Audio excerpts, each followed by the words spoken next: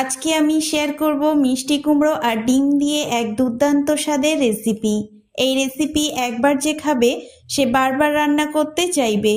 এমন অসাধারণ স্বাদের রেসিপি যা মাছ মাংসের স্বাদকেও হার মানিয়ে দেবে। চলুন তাহলে দেরি না করে শুরু করি। আমি এখানে প্রায় 500 গ্রাম মিষ্টি কুমড়ো নিয়েছি। খোসা ছাড়িয়ে ডুমো ডুমো করে এভাবে টুকরো করে কেটে নিচ্ছি। আর যদি আমার চ্যানেলে নতুন হয়ে থাকেন, চ্যানেলটি সাবস্ক্রাইব করে পাশে থাকুন। ভিডিওটি ভালো লাগলে একটা লাইক দিয়ে সাথে থাকবেন। এবার নিয়ে নিচ্ছি দুটো মাঝারি সাইজের আলু। আলুগুলো ছোট ছোট টুকরো করে কেটে নিচ্ছি। আপনারা চাইলে আলু বাদ দিতে পারেন, শুধু কুমড়ো দিয়েও এই রেসিপি খুব ভালো হয়, তবে আলু দিলে স্বাদ আরও বেশি ভালো লাগে।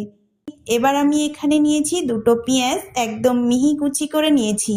আর নিয়েছি দু টুকরো আদা আর কয়েক কোয়া রসুন, দুটোই গ্রেট করে নিয়েছি। এরপর একটা বড় বাটি নিয়েছি, এখানে 3টে ডিম ভেঙে দিচ্ছি। আপনারা চাইলে ডিমটা কম বেশি করে দিতে পারেন। এখন ডিমের মধ্যে দিয়ে দিচ্ছি স্বাদ মতো লবণ, সামান্য একটু গোলমরিচের গুঁড়ো, 2 টেবিল চামচ বেসন। এবার ডিমটা ভালোভাবে ফাটিয়ে নিচ্ছি, যেন কোনো দলা না থাকে।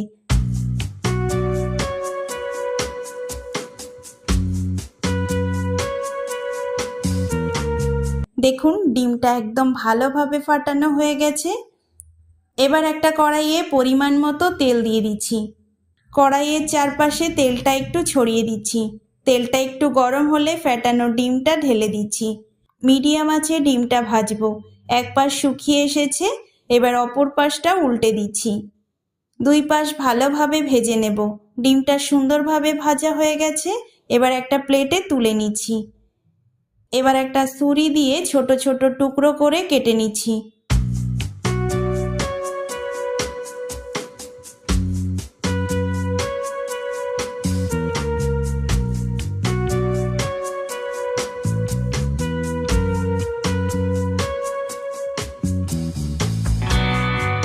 দেখুন ডিমটা একদম ছোট ছোট সুন্দর পিস করে কেটে নিয়েছি। এবার আবারও একটা কড়াইয়ে পরিমাণ মতো সরিষার তেল দিয়ে দিচ্ছি। তেলটা একটু গরম হয়ে এসেছে, এখন দিয়ে দিচ্ছি 1 টেবিল চামচ গোটা জিরে আর একটা তেজপাতা 2 টুকরো করে কেটে দিচ্ছি। দিয়ে দিচ্ছি একটা শুকনো লঙ্কা। হালকা নেড়ে মশলাগুলো ভেজে নিচ্ছি। সুন্দর ঘ্রাণ বের হতে শুরু করেছে। এখন দিয়ে দিচ্ছি কুচানো পেঁয়াজ। পেঁয়াজটা মাঝারি আঁচে নাড়তে থাকবো যতক্ষণ না রঙটা হালকা ব্রাউন হয়ে আসে। পেঁয়াজের রঙটা একটু বদলে এসেছে, এখন দিয়ে দিচ্ছি গ্রেট করা আদা আর রসুন। সব কিছু ভালোভাবে নেড়ে নিচ্ছি যতক্ষণ না কাঁচা গন্ধটা চলে যায়। দেখুন আদা রসুন ভালোভাবে ভাজা হয়ে গেছে, তেল থেকে সুন্দর একটা ঘ্রাণ বের হচ্ছে। এবার গুঁড়ো মশলাগুলো দিয়ে দিচ্ছি। 1 টেবিল চামচ কাশ্মীরি লঙ্কার গুঁড়ো, 1/2 টেবিল চামচ হলুদের গুঁড়ো, 1 টেবিল চামচ মরিচের গুঁড়ো, 1 টেবিল চামচ ধনের গুঁড়ো। সব মশলাগুলো ভালোভাবে তেলের সঙ্গে মিশিয়ে একটু ভেজে নিচ্ছি, যাতে কাঁচা গন্ধ না থাকে। এরপর অল্প একটু পানি দিয়ে মশলাটা ভালোভাবে কষিয়ে নিচ্ছি। মশলা থেকে সুন্দর তেল ছাড়তে শুরু করেছে, আবারও একটু পানি দিয়ে দিচ্ছি। দিয়ে ভালোভাবে নাড়াচাড়া করে কষিয়ে নিচ্ছি। মশলাটা সুন্দরভাবে কষিয়ে নিয়েছি। এখন দিয়ে দিচ্ছি টুকরো করে রাখা আলু। মশলার সঙ্গে আলুগুলো ভালোভাবে নেড়ে চেড়ে কষিয়ে নিচ্ছি, কারণ আলু একটু সিদ্ধ হতে সময় নেয়, তাই আগে দিয়ে ভেজে নিচ্ছি। আবারও একটু পানি দিয়ে নাড়াচাড়া করে ভালোভাবে কষিয়ে নিচ্ছি। ঢাকনা দিয়ে ঢেকে মিডিয়াম আঁচে 3 থেকে 4 মিনিট রান্না করব। 3 থেকে 4 মিনিট পর দেখুন আলুগুলো নরম হয়ে গেছে আর মশলাও সুন্দরভাবে কষানো হয়েছে। এবার দিয়ে দিচ্ছি মিষ্টি কুমড়োগুলো। সব কিছু ভালোভাবে আবারও নাড়াচাড়া করে মিশিয়ে নিচ্ছি।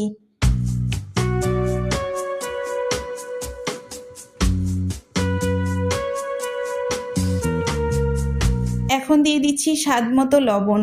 লবণ দিয়ে আবারও একবার ভালোভাবে কষিয়ে নিচ্ছি।